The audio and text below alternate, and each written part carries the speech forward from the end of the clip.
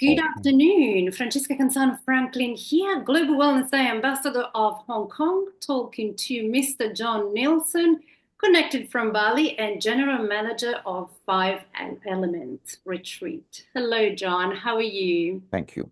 Hi, how are you? Good to be here.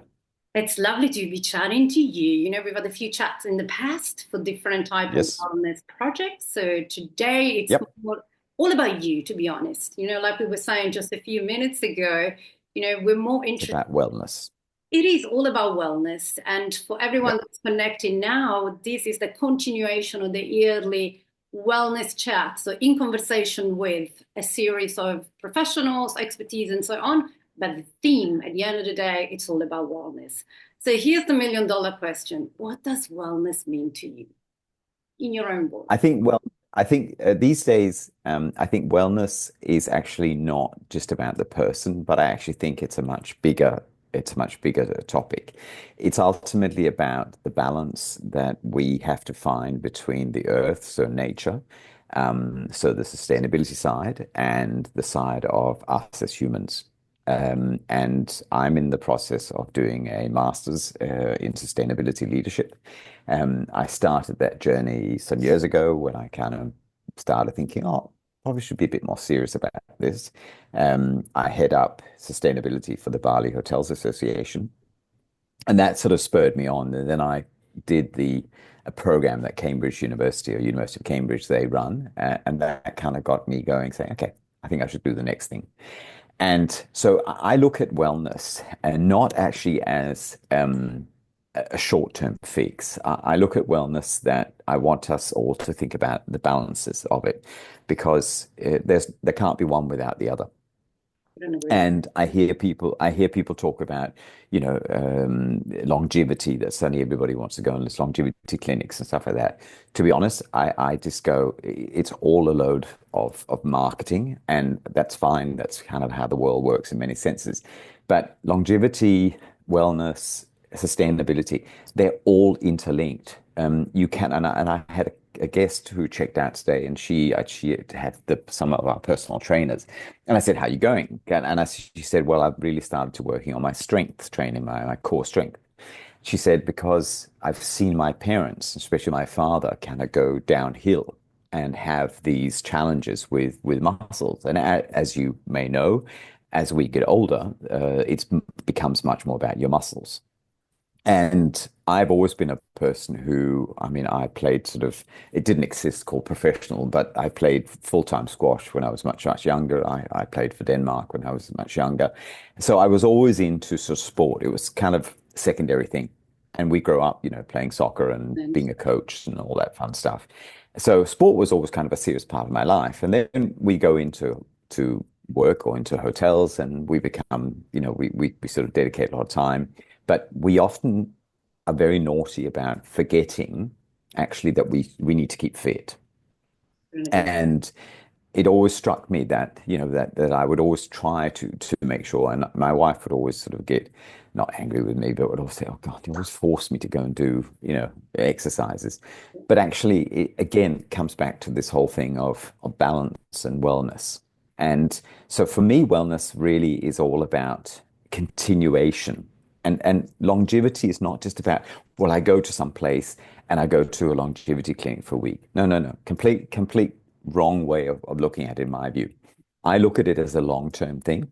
You need to have, and we use the expression here, life transformation. So really what we're trying to do, so the guest was actually a perfect example of somebody who she had about 3 personal training sessions over her 5 days, and she really kind of got going, and she said, this is a starting point for me because I need to work much more on my core strength. She had our personal trainer, and she got into exercises. And I think that's really what well-being and wellness is actually much more about, because we need to combine things like regenerative agriculture. We need to go a couple of steps back and really work much more on, what's happening with the earth and what's happening with the soil. And we've only got to look here in Bali as probably as a very good example of, that wellness, that the island in many sense has its beauty, but Yeah. it's not a well island. It's an island that is has continuous troubles, and you've only got to look. I mean, Monday it's Earth Day, Yeah. and we've got about 200 members of the Hotel Association in terms of staff going to an area in East Bali where we're going to pick up rubbish. But that there's a whole question. Why are we doing this? Why is the government not actually organized? And I mean, in the first week of January, we were down on Jimbaran Bay on the beach close to the airport, and standing by the sea and standing on the beach was depressing in many sense because there was so much plastic coming in. So I think it's a lot more. When I think about wellness, I don't just think about, that I can run 100 meters in 20 seconds or 10 seconds, whatever, or I can go and walk 10 kilometers. What I think about is what I'm eating, is the regenerative way of agriculture should be how I, as a human, have to interact and have to be much kinder to the planet. And Totally. I and the Balinese philosophy of Trihita Karana, meaning being good to God, mankind, and nature, is actually a really good way of thinking of it. The spiritual aspect, people can believe in whatever religion they want to believe in.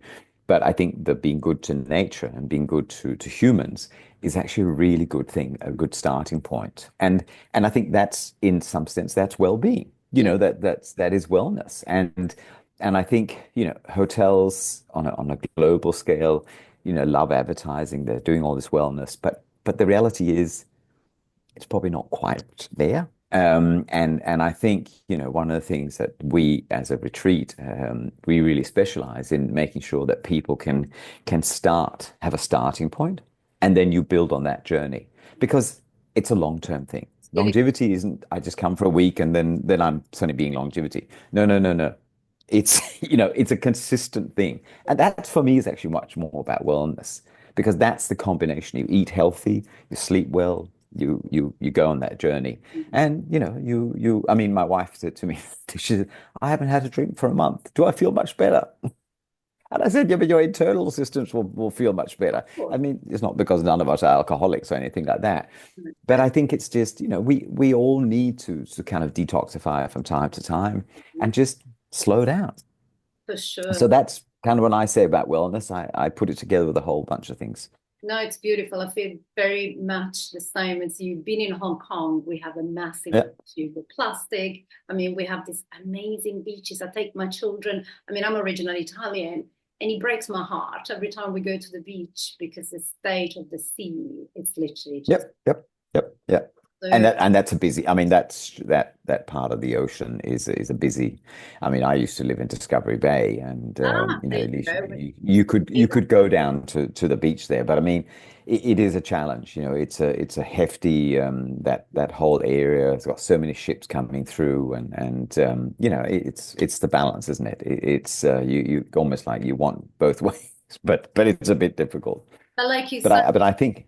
yeah, just like you're saying, it's about planting seeds and awareness and teaching people. It starts with the Yep. initial seed, and then I mean, regeneration is such a beautiful concept, which is fascinating in a way, but it should be part of what children learn since a young age. Respect the earth, and Yeah, but I think unfortunately we're in a world, and I think what we're going through with a certain part of the world at the moment probably typifies that in a nutshell. Is that the very super wealthy are trying to almost take more control, and it just doesn't work in the end of the day. I mean, it backfires, and we know that.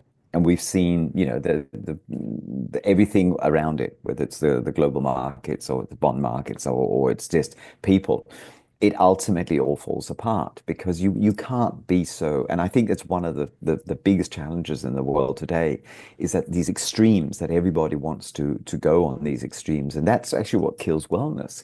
And I mean, we have a project, well, 10 minutes, I was going to say 10 minutes behind me, I was going to say, but if I literally go 10 minutes from Fivelements, I go through a town called Mambala, which is the big market town. And if I go, 10 minutes on the scooter down there, then I turn left and I go into the rice fields. There is a project there called Astunkara Way. And Astunkara Way are really about regenerating rice fields because if you go 20, 30 years back in Bali, you had 120 odd thousand square hectares of rice fields. We're now down to 70,000. So we're running into serious problems with the food source. Yeah. And the problem we have is if you look along the big rivers in Bali, so they all originate up from the area called Kintamani. And Kintamani is ultimately where, there's lots of fruit and vegetables. We have a coffee tree plantation up there. We planted 1,000 coffee trees as part of our CSR activities. So it's part of an agroforest. Yeah. So ultimately, for the village of Glagalinga, they can ultimately, in about 4 or 5 years, they'll be able to start really selling coffee. And there is a guy who does it. And the whole principle with that is, and we donate 0.5% of our revenues to these sort of projects. So we have children through something called the Bali Children's Project. We have an orphanage that we support in Singaraja, so that's the northern part of Bali. But the regenerative aspect, so for example, every month we send about 200 kilos of rice to the orphanage.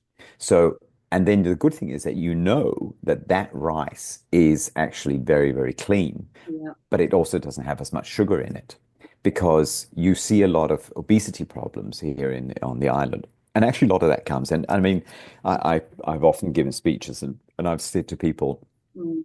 people talk about the pandemic that we had in 2020 to 2022, but actually we've had a food pandemic. And Francesca, you've lived for some quite a bit of time in Asia, and you would have seen over the last 10 years, 20 years, you would have seen the changing Totally. demographics of how the Asians Yeah. in general are eating.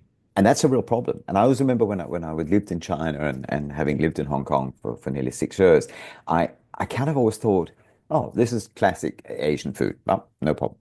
And then I kind of started seeing, through Shanghai, through Beijing, through other places, this changing, all these sweet teas, etc. And the bottom line is, that's kilting it in the wrong direction. So we see young people who are really becoming obese. And if you go back to, the soups, what the healthy living their parents would have lived, Wow. then we know there's a problem. And the Regenerative Rice Project, part of the problem on the island is, of course, that the soil degradation is just getting worse and worse because all these pesticides that are putting in, all in hope of I can grow rice faster. But I mean, rice takes 99 days to go through its full cycle. So you can't suddenly just bang, bang, let's just make it grow faster. So ultimately, wellness is really about the planet. And once you heal that part of the planet, and once you really explain to people, there's no magic pill. I can't just suddenly put this stuff into the ground and they'll all be good. Because ultimately, 10 years later, it won't be good. And it's really what the team from Aston Way are doing is really going and educating farmers and showing them, you put ducks into the you put ducks into the rice field and you see them, walk around and they're eating the snails, etc. But the farmers start getting a better yield out of what they're doing. So there's a whole way because you've got the problem of the average age, I think, of a farmer is 59 or 60. I mean, it's fairly high. And the children are not taking on these new jobs. And why they're not taking on these new jobs? Because they're getting an offer to sell the rice field for, X amount of millions of rupiah, which you can understand. It's a once in a lifetime opportunity. But of course, the problem is that sometimes they then actually waste away the money. So Yeah. now they've actually, they've had this land, they don't suddenly have any really income. So then they're forced to go and do whatever work that they can find. So I always look at wellness as being that balance. And if we don't have that balance, we run into problems. Couldn't agree more. This is so beautiful. I mean, wow, you're inspiring. We need to talk more about this because it's even Thank with you. regenerative. I hear so much about regenerative travel, regenerative beauty, skincare, wellness, and so on. I mean, I'm part of this bubble sometimes because we all work in kind of industry, but it really is stepping out of that bubble and just Yeah. simplifying for people. Like you say, I mean, I can't say too much in here, but I couldn't agree more regarding longevity. And I mean, I'm all for ice bath and saunas and so on. Yeah. I'm the same as you. No issue at all. It's all positive, it's all healthy, but it's not Mm. enough. I couldn't agree more. So thank you for But that. it's all short term. But Short term. I see the problem with that. It's all short term, and I think it's good that whatever retreats and whatever hotels are doing these programs because if it can inspire Francesca to come and go for a week and get her actions like the guest that I said goodbye to today. If that can get somebody inspired, then that's super positive. And if people talk about it and people say, the 35-year-old or the 40-year-old says, you know what, I need to change my way, then okay, then that's good. I mean, that's ultimately what I often will question some of the numbers that I see out of the Global Wellness Institute, but what they've done is they've got the conversation going. And actually, that's the most important thing, that people are talking about it and people are kind of saying, okay, well, let's do this or let's do that. And I think it's the same thing we see through, the digital detox day. It's about having those conversations.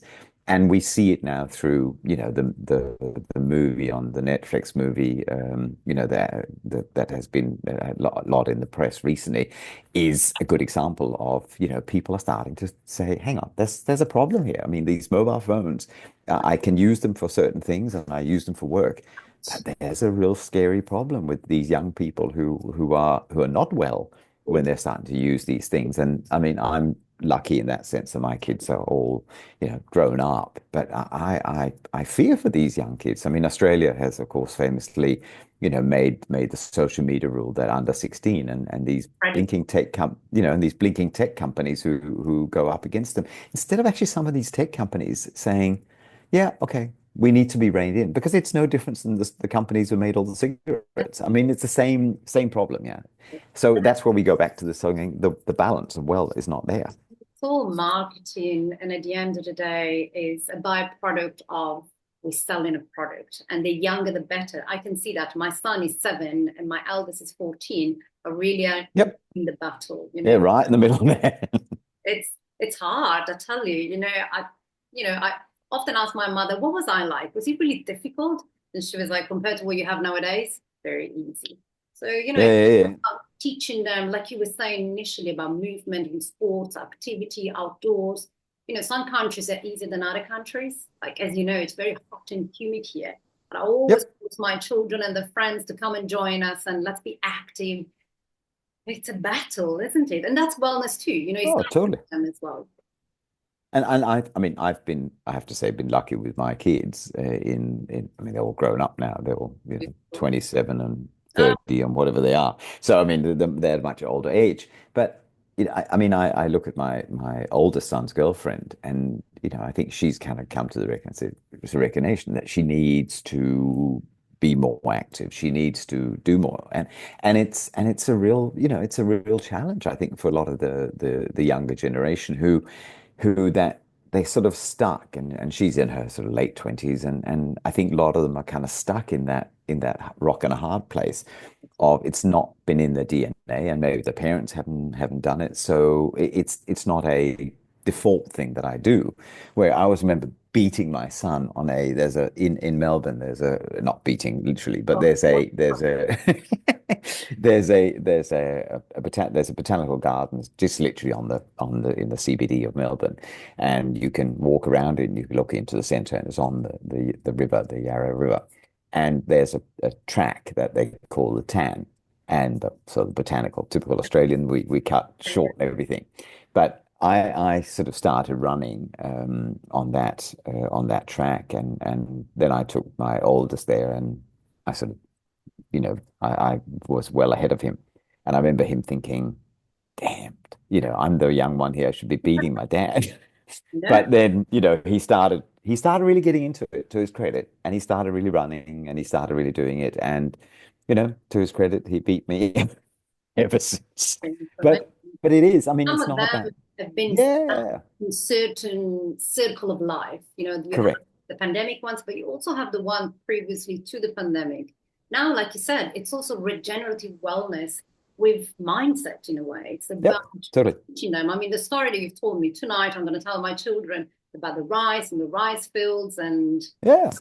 Oh, and I mean, I've seen a number of staff members, they come to you and they say, what should I start? And I always say, first thing I say, just stop eating all this rice. Yeah. Because the problem that, and it's a stable diet in Bali and many parts of Asia, of course. Cool. And, and the problem is that that rice is grown Yeah. in a wrong way.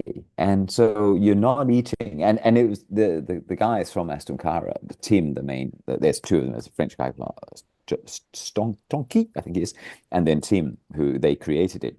And he said they did a test on some animals where they actually gave the dogs this rice, and they said the dogs had much more energy, and so hence we use it. I know the Conrad Kevin, who runs the Conrad here in Bali, he started using it. So there's a lot more hotels that are now also, the it's clicked. I think for a lot of hoteliers, it's clicked in their heads and said, we got to change. We got to tell chefs to, and we are super lucky in Bali. We can get fresh produce, but a lot. And we're Hong Kong, of course, it's much more of a challenge. I mean, you have to import so much of it. But I think it's just a matter. I think that people become. I always say to people, just eat local. I mean, if you can, and it's difficult in Hong Kong. It's not easy, but if you can eat local, Yeah. then that's probably going to be much healthier for you. And I mean, the other thing I always say to people, you think of Wimbledon in the old days. What was Wimbledon known for apart from tennis? It was known for strawberries and cream.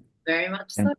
and why was it known for strawberries and cream? Because that was the time of year when the cream was ready and the strawberries were ripe. Yeah. But now you can buy strawberries any time of year. Anywhere and any time. And that's your first problem. They're in vogue. Yeah. Yeah. And that's your first problem. So we're going back and we're making these strawberries. And I remember when I lived in Shanghai, when I was at La Roche, the hotel school, and we went for a walk, and somebody said, "Oh, you seen these strawberries? They look great." And I said, "What, strawberries in December? I mean, seriously, what's going on here?"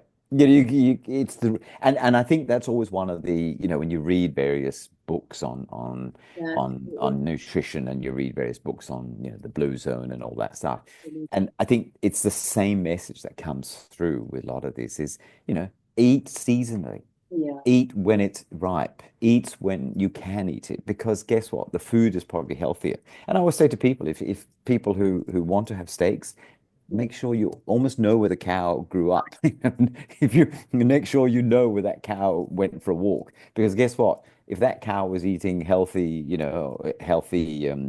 grass, or the fish was coming from good rivers, guess what? There's probably a good chance that what you're eating is going to do no harm to your body.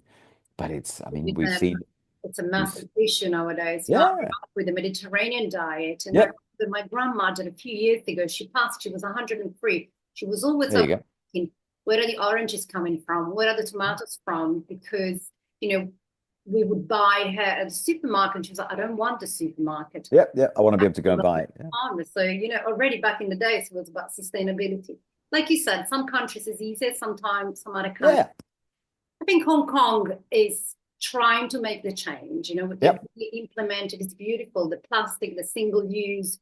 It will take some time. It will take some time, but We signed up, the Bali Hotel Association, we've signed up, become a signatory in the global, in United Nations. They have their global plastic tourism initiative, and it's really about making hotels and making people change. And I always say, hotels here on the island and in most countries are actually very good with it, because the big companies like Accor, they have now much more direction. They have much more vision in what they need to do from sustainability. And John Timpson, who runs that side of Accor, was a trainee and a restaurant manager of mine many years ago. And I think it's super impressive what they've done. They've put this whole mode of mentality in and said to all the hotels, we need to cut down and we need to improve what we do.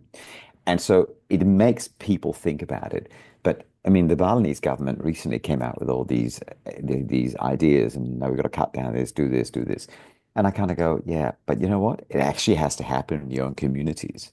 And I said to everybody when we signed up for United Nations signatory system, I said to them, this is not just about the hotels, because most of you in the hotels are doing the right thing. Most of you, and there's great projects like Potato Head here in Seminyak, are doing really cool stuff. but it's actually about the communities. It's actually about going back to the communities. I went to, I'd heard the speech from the governor, and I was like, yeah, well.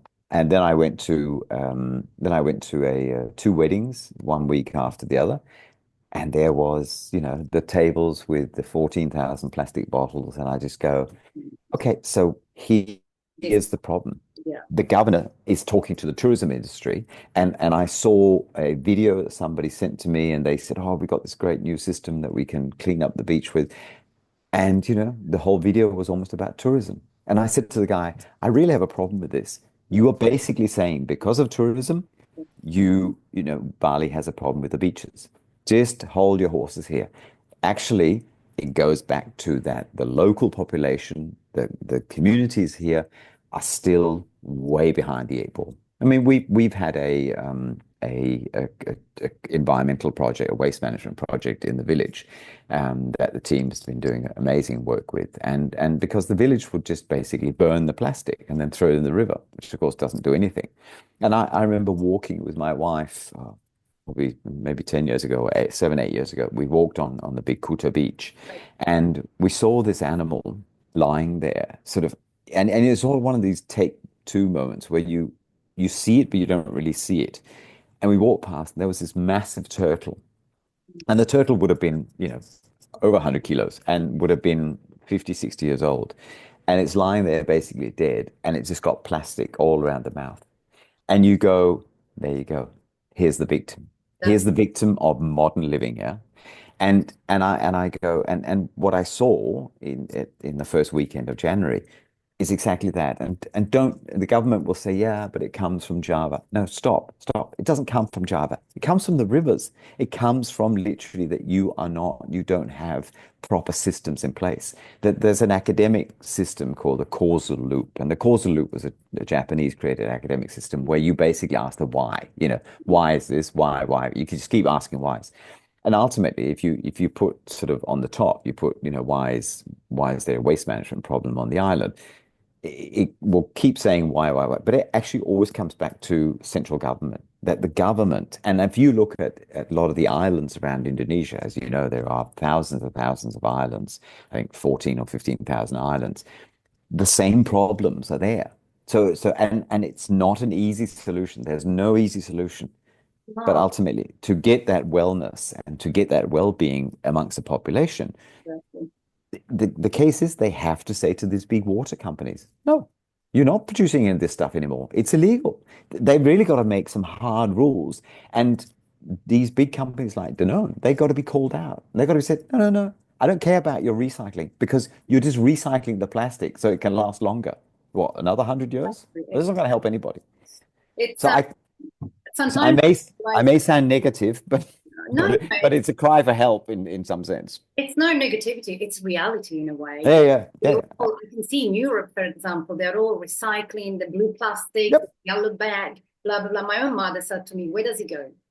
Now, that's a very good question. Some of it might be recycled. Some of it gets sent to Asia, as Malaysia, Indonesia, even Yeah. fast fashion. It's just we need to reset in a totally different way. What you're doing is incredible. Well, we probably also need to get where can we use that? So now you're seeing, I mean, that a lot of that plastic is going into cement. We put a new decking around our restaurant or the terrace towards the river, and that decking is actually a combination of bamboo and then plastic. So it's recycled plastic. There's a whole project in Bandung, so on the island of Java, where they're making the alang-alang. So behind me, you can see our big yogashala. So outside of that yogashala, there's thatch roofing, which ultimately is a grass type product. But now what they're doing is they're actually saying, okay, we can use the old plastic bottles and put into these sort of projects. And actually, that's a much better solution because then you're actually using what you've got. You're upcycling it, but you're not recycling it because the recycling actually, really, in my view, has little benefits because it just keeps coming back. But that's not actually the solution. I We need to make sure that we're getting rid of it. Yeah. And we need to say I went to a restaurant a couple of weeks ago and I was so impressed. I said I was with a colleague and I said I'll just have sparkling water. And he said I'll just have still water. And the lady said to him, we don't use bottled still water. Uh-huh. We have a big tank and you pay, I think it was a US dollar, you pay $1 and you can have as much water you want. And I looked at him and I said, love it. Yes, Yeah. I And he agree. goes, "Oh, that's a good system." He said, "I think I'm going to implement that in the hotel." It's But incredible. but It's it but sometimes it's a good all it way. takes is a little change, and for Yeah. people to actually see, feel. It's almost like it needs to be tactile. In some of the hotel in the industry, it's difficult. Some areas, more urban areas, it's quite difficult to implement. I work with Four Seasons, for example. I think they're doing an amazing job, but it's still London, for example. It's still Italy. There is limitations. I think Asia could actually show the way on how to do it for even future generations. I mean, I think also part of the challenge lies in that, and since you're Italian, is that I can I can buy a bottle of San Pellegrino, and only I was in Sydney for celebrating a birthday some time ago, and we went into this restaurant, classic sort of French bistro Yeah, type menu, and there they are serving San Pellegrino. I which, mean, and it's not because I have anything against San Pellegrino water, of course, but it's the principle. yeah, Why do we allow these companies to send water literally from all, wherever the San Pellegrino factory is yeah, in Italy all the way through to Sydney? It doesn't make any sense. It yeah, simply doesn't make any sense. And that's where the problem is. I remember there was a famous American singer, and he arrived in Melbourne and was doing some concert. And one of my purchasing guy, I said to him, I said, what's all these conversations going on? He goes, we got to get the Fiji water. I said, why do we need Fiji water? And he goes, because this singer, wants Fiji water. I said, "Oh, for God's sake!" So, I mean, that's the whole problem, is that we have these multinational companies who yeah, just sit there and want to export this. I mean, I think in France they've done this whole ruling now where basically if you can travel to whatever city from your destination in under 2 hours by yeah, train, then you're not allowed to fly. yeah. Hey, and I mean, for me, It's those are the incredible. we just gotta be realistic. We just gotta say, I mean, in Copenhagen, where I grew up, what 60 odd percent of the population cycle to work. Yeah, I mean, you've got to create the systems and you've got to implement these things. And I know my mother hated it because she said the bloody wind and whatever, but but you've got to create these things. I mean, you've got to turn around and say to companies, well, sorry, but you cannot allowed to send water. I mean, it's the same with shampoo. I was in a nice hotel in KL, and I said to the hotel manager, I said, where do you get your shampoo from? Oh, it comes from Italy. And I looked at the guy, I said, I mean, seriously, you're sending water with a bit of with a bit of shampoo yeah, all the way from Italy? Well, because we have to have consistency in the brand. I said, come on, John. I I said, know. this is exactly what we talk about, sustainability. And you're putting shampoo on a ship and sending it all the way to KL. But you I see, it's mean, the same, mm, same everywhere. I work with the Maldives as well, and I am oh yeah. baffled sometimes because I'm Oh yeah. like, surely I can teach you how to make shampoo, or we can get it from sustainability means so much more, well, Yeah. sustainability, like you say, one cannot coexist with the other one. It will take some time, John, but you're doing an amazing job. Really, really I inspiring. think we've just got to keep talking about it. And I think the more I the agree. more we talk and do videos Yeah, and ask questions, if we can plant some seeds, yeah. and that's how I look at it. That's why I kind of That's started good. And I to also do the think, study. we are in the era of technology. This is Yep. what the youngsters are listening to. This is where they can be more engaging. Maybe if you can upload some videos next time that you go to the rice plantation, tell us a story. People love it. I'll be most happy to share and reshare with thousands of people because this is how it starts. Some people may be thinking in Italy, oh, why do I care about Indonesia? Because we are all connected. Oh yeah, yeah, yeah. I mean, that's the thing, and it ultimately impacts us all. And I mean, I always say to people, that people who say, "Oh, there's no climate change." There's massive problems on that sense. We see the changing weather patterns. I mean, for the first time this year, actually, during the rainy season, it actually rained. But 2 or 3 years in a row, there was actually no rain. So it tells you the problems. And I mean, sadly, I think, what's going on in the US is that in a nutshell, people who just it's so out of control with these people who just want, who just it's all about themselves and it's all about just their multi-million dollars that they can gain It is. But I from the think people are control. getting sick of it. And that's, again, the Yeah, of social media and technology. If we can find a totally. way of talking to people, and if we keep talking and we teach the people around us to keep talking, we're going to get somewhere. I'm positive of Well, that. I hope so. I mean, I think so also. I mean, I think you when you see that, a lot of the big universities are running Exactly. sustainability leadership programs and various other programs, that says in itself that there is and I think the average age in my course, I mean, I think it's easily 40. It's Really? not, yeah, yeah, yeah. And I mean, one of the topics that we had, the thing with Wow. big data, that you've got a lot of maths in it. And halfway through the course, a lot of us were going, well, hang on. We haven't been to school for 20 or 30 or 40 years. And now you're saying we have to have this maths level. Hang on, I think you've misread the point Yeah, yeah, here. yeah. Yeah. But I mean, the fact is that the universities are now becoming much more clear in it. And if universities are running a lot more of these type courses or Just degree programs, incredible. Incredible. then there's clearly, and I think, I also think companies are becoming much more wide with it. So I think it's a combination of just changes. And the more we change and the more our mindset changes in that sense. And it is here in the island, it's just a mindset. And I say it and I go, I'm too old, as I say, to almost walk around it and not say too much.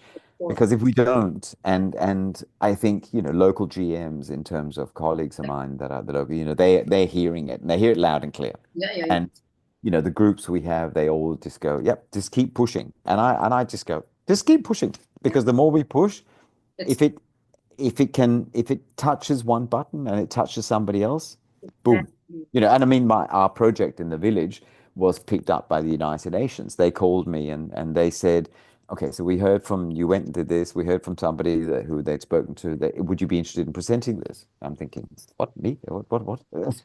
So I went and did it.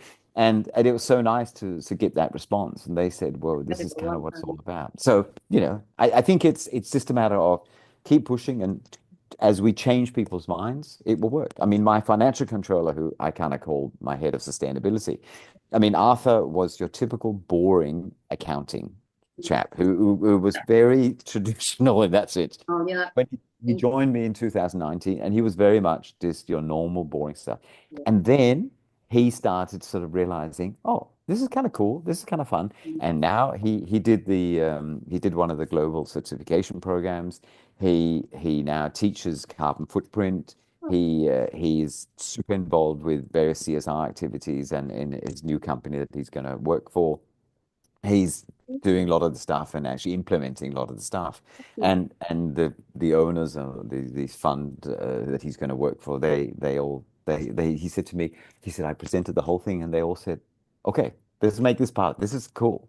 So I think there is that sense that we can keep talking and we'll have a little victory here and a little victory there. And I mean, I see the work that we do through the charity, through the children and through the orphanages, and you see the things you change. I mean, you see the lives that you change, and these children who you suddenly give much more to, and these children who have come from an unfortunate experience or background, and if you can give them that and just make those small changes, you know, I mean, as I say, those 300 kilos of rice that we send to the orphanage means that the orphanage doesn't have to go out and buy. It means they can undertake building projects or they'll save money in other ways.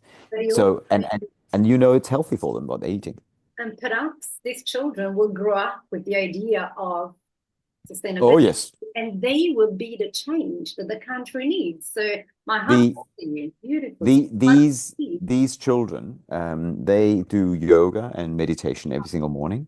And when we were looking at, where did we want to put the 0.5% of money to, then there were some of these things that were really the human and the agricultural, the nature aspect was a really important part for us. And we looked at this and said, these children, and they do this amazing yoga display from time to time. And these kids are from 5 years old up to 17, 18. And they're actually some of these children, and they end up going to university.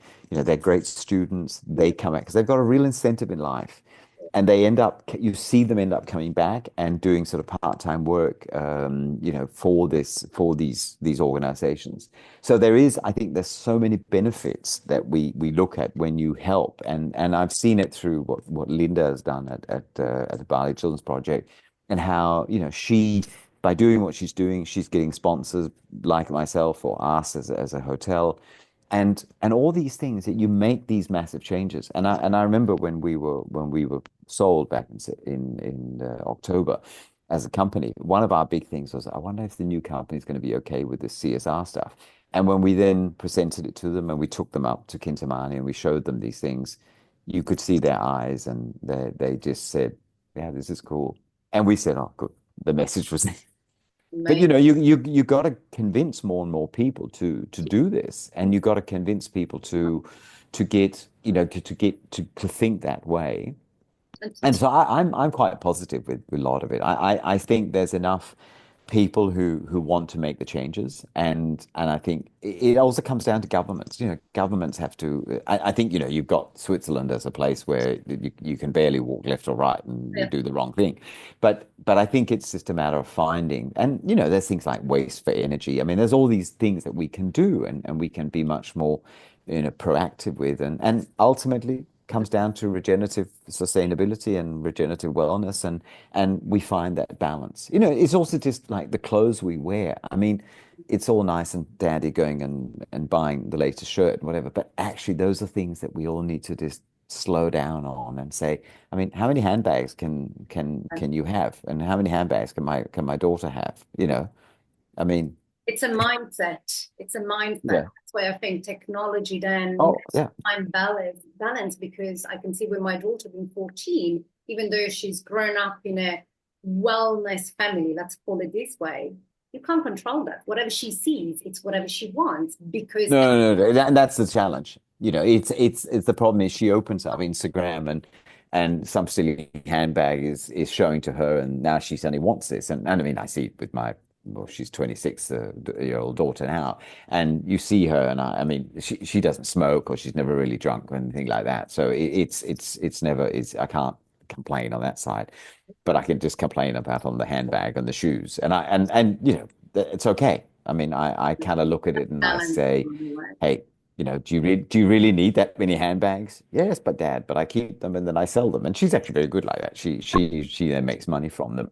But I still, and I think the consumer, look, I'm guilty of it. You're probably guilty of it. We're all guilty of it. But it is that thing where we just need to say, how many shirts do I actually need? I mean, how many underpants do I need? I can only wear one at a time. So I think it is that, and it's a hard one. I think it's very, very difficult for a lot of people to find that balance. And we as humans are constantly bombarded with, buy this, buy that, buy this, I can do this. And I mean, I've had a few bad experiences buying via Instagram. And so now I just don't do it. I just forget it. I don't do it. So I I know. think it's that whole challenge that Yeah. so many of us are in that sense of saying, how do we just slow down? Other, Why is it we need everything in 5 minutes? Why is it we constantly have to buy more and more and more when actually we don't need it? yeah, that would also come down to mental wellness too, because at Yep. the end of the day, it's affecting you in so many different ways. So yeah, wellness is Yeah. everything. It's all around us and within us. But yeah, I agree with you. It's the Well, balance. we just have to kind of get off the treadmill from time to time and sit down and breathe and really say, do I need all this stuff? No, I probably don't.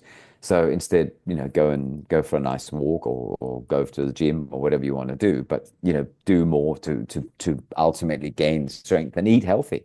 And all these fast food meals I is agree. where we need to slow down on. Yeah. John, if there was one tip, one little bit of advice to give someone that is finding it very, very difficult to jump into the well-being, the wellness activity, or even switching from junk food to healthy food, what would you say? How would you encourage them? Step by step. Nothing, there's no magic pill, Yeah. but make a plan and say, okay, as of this week, I'm going to get a regular walk in. And I always say to people, actually have a walk after dinner because that's how the metabolism up in the brain connects with the tummy and we start burning the food we've been eating. So if you can start there and you go for those daily walks and that those daily walks then becomes I start building up my muscle and I start focusing more on buying local, trying and getting away from the beautiful French fries from McDonald's. Getting being much more cooking my food, actually going and buying whole foods and eating much more fruits, vegetables, apples, and that's eating stuff that actually is and eat seasonal. Eat the colors of the rainbow. Yeah. And if you eat the colors of the rainbow, so take some of those small things and just do step by step by step. I mean, I love a piece of chocolate. I love chocolate, Balance. but I, You gotta balance it out. yeah, but I don't sit and eat 3 kilos of it every day. Yeah. So it's a good old thing about just go step by step and just start adopting. Read, start reading about these things, start investigating because I think most people, when they start investigating, I mean, the Blue Zone video or movie that came out, I think a lot of people started, watching Very it, much. and I think, with the beautiful work of the Digital Detox Day, that the Netflix movie we were talking about before, I mean, that has made people watch and think, oh wow, this is really bad, and it's gone up right up to the Prime Minister's office in the UK. So it is these small steps. And I think to any advice, I'd just be saying to people, just make a plan and start slowly but surely. You're not going to lose 20 kilos in 1 week. It's not going to happen. Forget it. But ultimately build for the long term. And if you do that, then you will see the changes. I know my wife says she hasn't had a drink for a month and she can't see any change. But Bless. but but I mean, it's not about suddenly going, I can't drink anything. That actually is not the point. Again, it's just about the balance. I mean, I don't drink it. I drink maybe once a week. I have a glass of wine, but I mean, it doesn't make a big difference in my life. It's not like, oh God, I have to. But I think also that's that whole thing. That, Yeah, correct. we You don't you deep into it, but yes. you just say, okay, on a Saturday evening, if I go out for dinner, I'll have a glass of wine. But you don't, it's not like you have to force people. And I think also that's part of the challenge is it's sometimes seen as I go out for dinner and then I say, no, I'm not drinking. And then people look at you. So we also need to change those attitudes and those mindsets that if somebody says, I'm not drinking, then nobody questions it and just says, whatever. No. It's no different saying I am drinking. Yeah, exactly. This happens to me very, very often. You're not drinking? What's wrong with you? Yeah. No, 100%. And because it's a social pressure, isn't it? It It's a is. social pressure. And I always remember it kind of because I had alcohol poisoning many years ago, actually in Hong Kong. And I remember just saying from that point onwards, Mm. I stopped drinking, I stopped drinking really, really serious alcohol because I never liked it. So it never made any sense for me. And I had a great father in that sense when it came to, and I remember sort of, being the little naughty child and saying that my brother had been drinking some wine. Yeah, I was probably 8 years old or something like that. And I remember my father saying, so what? It's your brother's problem. He's the one with the headache. that's a good It attitude. That's is not your very problem.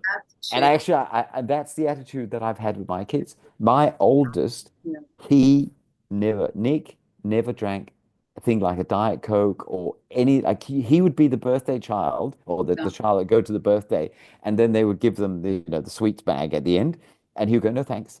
And my wife, of course, would go, no, no, hang on, take it. But I mean, it was literally like that. I mean, I think up until he started working up in the northern part of Australia in what's called Hamilton Island or the Whitsundays. And he actually ex admitted he went out and he was going out with these other pilots, and they would all say, okay, let's have a beer.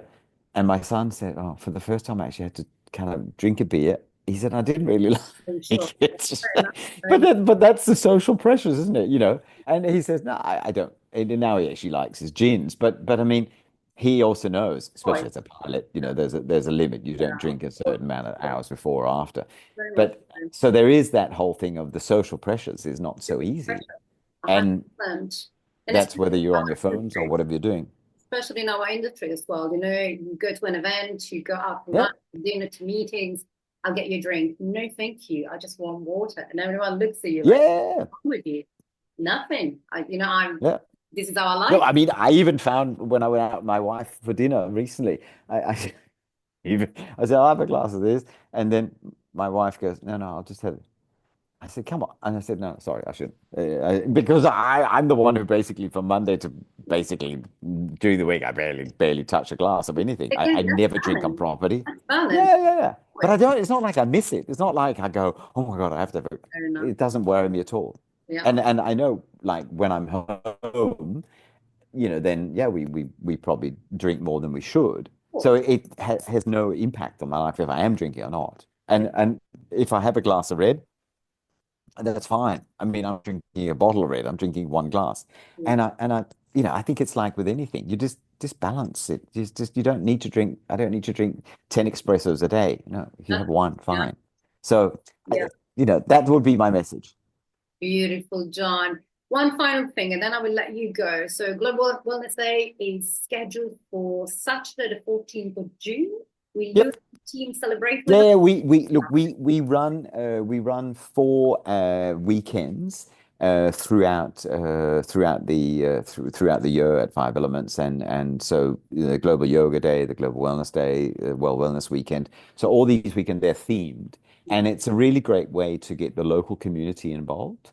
And it's a really great way to make sure that we constantly are educating people about wellness. So we will have various yoga instructors who are doing, you know, whatever style of yoga or whatever they're doing.